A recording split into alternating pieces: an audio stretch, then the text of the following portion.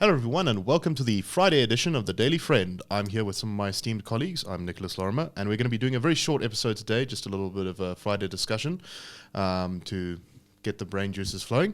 So I'm here today with Marius Roodt. Marius, how are you? How's it going, Nick? And our special guest, Michael Morris. Michael, how are you? I'm very well, thank you. So Michael is usually not with us. He's in Cape Town, but he's very much part of the Institute's family and so we're very happy to have him here. Thank you so much. So let's kick it off.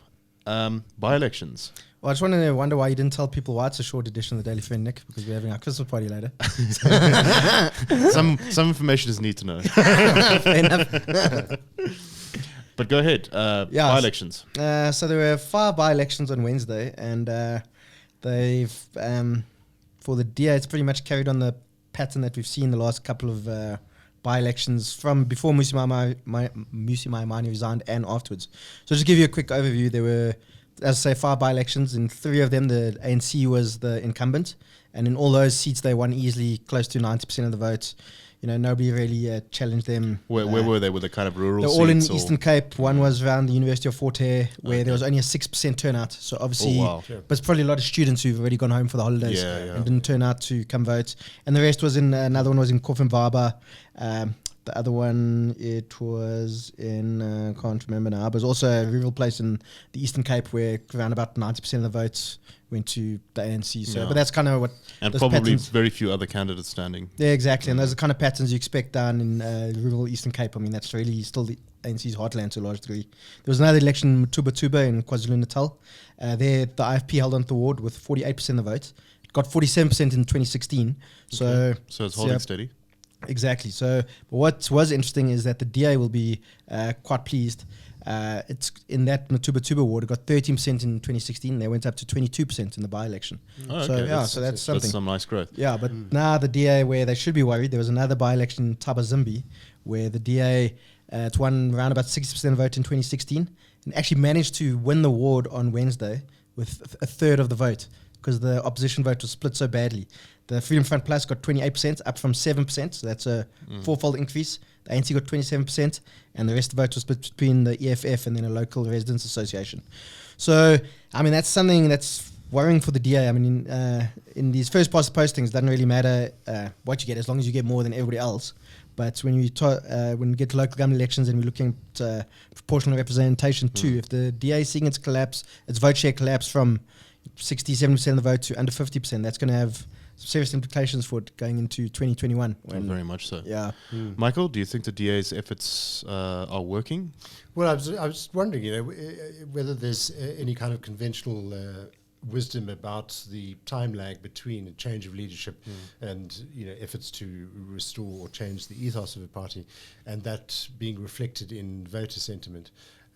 You might well know more about that than I do, but I would imagine the DA is probably looking at these results with some anxiety and hoping to see that perhaps there is a sense that the party is reinvigorated and focusing on good solid policy options and so on.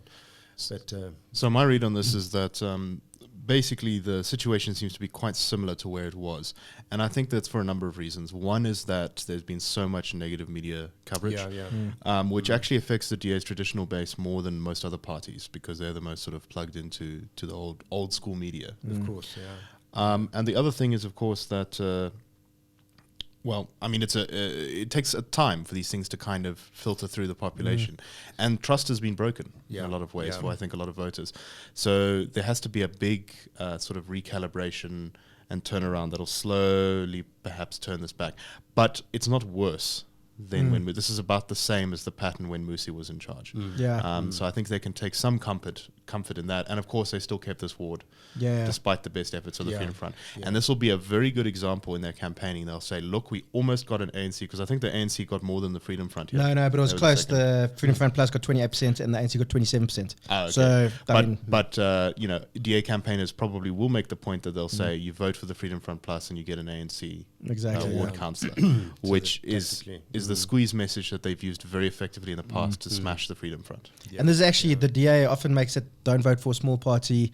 But at national and provincial level, where we're on pure proportional representation, it's actually voting for a small party. It's not a problem. But when at these ward kind of elections where it's first past the post, then voting for a small party, as I say, can then let some like the ANC or the in through the back door if you're not necessarily an ANC supporter. Exactly.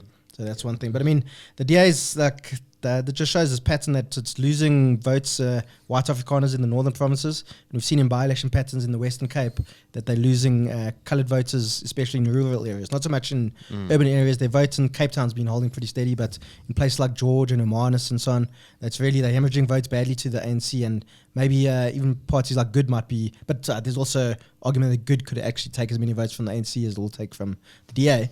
But I mean, that's the thing. The DA is actually fighting a battle on two fronts, and just ask the Germans in World War II what happens when you fight on two fronts. You get in big trouble. Or in World War I as well. So, but the other thing seems to be that, as far as we can tell, their black support has not dropped, which is completely contrary to the media narrative. Exactly. Why do you think that is, Michael? Well, I certainly think the media's approach to the DA has long been quite a jaundiced one, and probably informed by that narrative of race that we talk about so often. That it just gets in the way of solid analysis and seeing things as they actually are, and appreciating where people are in their lives, the ordinary people, ordinary voters. It's interesting, of course, that the ANC still has such a strong showing in all its stronghold areas, which follows really. But those are also the poorest areas and the areas that are suffering most from bad government policies. So that clearly would be an area where one would hope the DA would make greater impact and advance its arguments more convincingly, perhaps. But certainly, I mean, the fact that it hasn't shown this anticipated loss of black vote is very significant. Yeah, but I think with the ANC holding strong in rural areas, I mean, that's kind of pattern we see in the rest of Africa. It's something that's pretty common. I mean, in Zimbabwe, ZANU-PF. In rural Zimbabwe, gets most support from there. In Harare and Bulawayo, that's where the MDC has its most has most of the support. And I think that's in general. Cities are always, say, 10 years ahead of the rural areas, sort of thing. I mean, cities in the whole world. I mean, this isn't just an African phenomenon.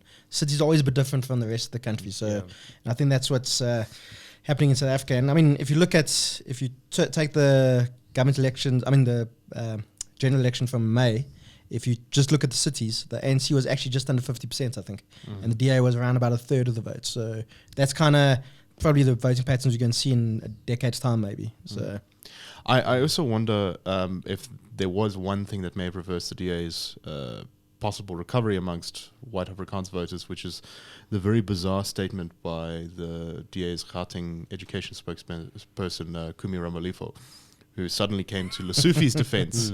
Saying he's not corrupt, which nobody ever claimed he was corrupt. In a very strange way, and then proceeded to put out a follow-up statement after that, got a lot of pushback saying, no, actually he's misspent 250 million rand. So he's not a good guy, actually. No. So I wonder if the news of the first one was perhaps used by the Freedom Front Plus to get some support there. I think you're giving the Freedom Front Plus a bit too much credit there. Well, the media may have done some of the work for him. But I do think, I mean, like from discussions we've had with people that know the Freedom Front Plus a bit better than us, they've pointed out that Freedom Front Plus isn't this like modern, energetic party. They're quite a moribund organization, actually. And a lot of this vote from the DA they went to them was not pull factors, because Freedom Front Plus is working hard and they like got these amazing policies. They're just like, people like, I can't vote for the DA anymore. Like, I mean, well, I'll vote for the Freedom Front Plus. Well, so some of these, I mean, I think it does probably vary a little bit in that you often have a sort of local personality who attaches himself to a political party. Yeah. I mean, when the DA does surprisingly well in a place that it shouldn't, it's almost always because of that. And it's possibly the same in some of these Freedom Front Plus areas, that you have like a local, I don't know, security forum. Or like Stilfontein, where Freedom Front Plus did very well in Stilfontein, and the leader of the Freedom Front Plus, Peter Groenewald, used to be the mayor of Stilfontein. Actually a Conservative Party mayor, so we know what kind of ideological views he used to hold, at least, but who knows how he still thinks. But anyway. Very interesting, and I think we'll have to see where this goes, because of course the light is not there. The DA has not reached the light at the end of the tunnel yet to get out of this current mess. But it does seem to be, I think it's doing doing some of the right things. I mean, we've seen Gwen has been appointed the head of policy. So, I mean, there's also a lot of push. I mean, we've usual kind of narrative in the media that she's a right winger and all this kind of stuff. But also just shows, I mean, we've pointed out before, like the hypocrisy of people who always talk about race. I mean, they said the DA needs a black leader. So then they have problem with Steenhuisen appoints Gwen, but she's not the right kind of black person. Of course not. She doesn't think the way that the media has decided all black South Africans must think. Well, so, just as we were saying earlier, the media narrative by these results is completely destroyed because black supporters remained constant and white flight has basically continued. Exactly. Which is the exact opposite of what the media has been suggesting would happen. So that's why you should listen to the Daily Friend, because we give you much better analysis than the mainstream. Anyway, thank you very much for joining us on this short little episode.